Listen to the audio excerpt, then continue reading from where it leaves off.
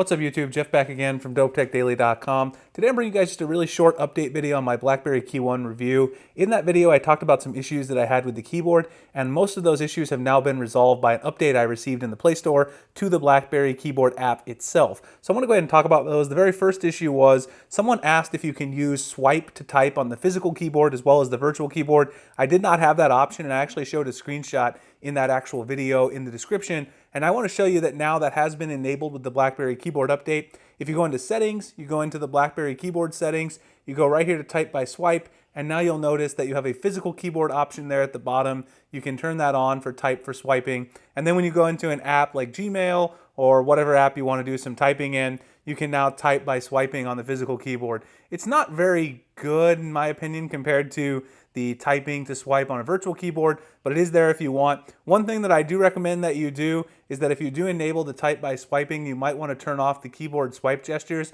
These are the gestures that allow you to go swipe back to delete things. And if you're using the swipe to type gestures, sometimes you might swipe back because you're actually trying to swipe a word and you might accidentally delete some things. So whenever I use the type by swiping on the physical keyboard, I do like to turn that option off. Either way, if you like that option, you can leave it on, but everything is there now and enabled. You can type by swiping on the physical keyboard, which is a very cool feature that people like from the Priv.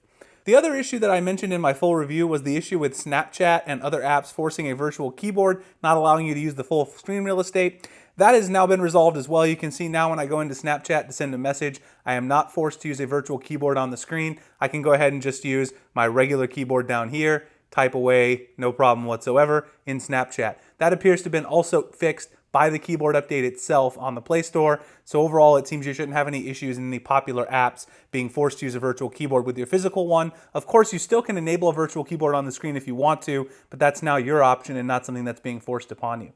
The final thing I want to mention, which is actually something someone pointed out in the comments that I had meant to mention in my full review but forgot, is that you can actually do something really cool with the keyboard in the camera, and that is you can navigate when you're using manual mode through the options. So you can swipe in the options here by actually using the keyboard. So I can adjust, whatever it is that I want to adjust in manual mode by swiping left and right, swiping up and down. You can also press auto. So once you change something, if you press the A key, it's going to change it back to auto. You can see as soon as I press A, this goes back to yellow, which means this is now being back in auto mode for that particular setting. So that's a really cool feature that I like with the camera. Someone else pointed that out. I forgot to mention it. It's something I was aware of, but sometimes when you make a video even that's 40 minutes long, you forget a few things.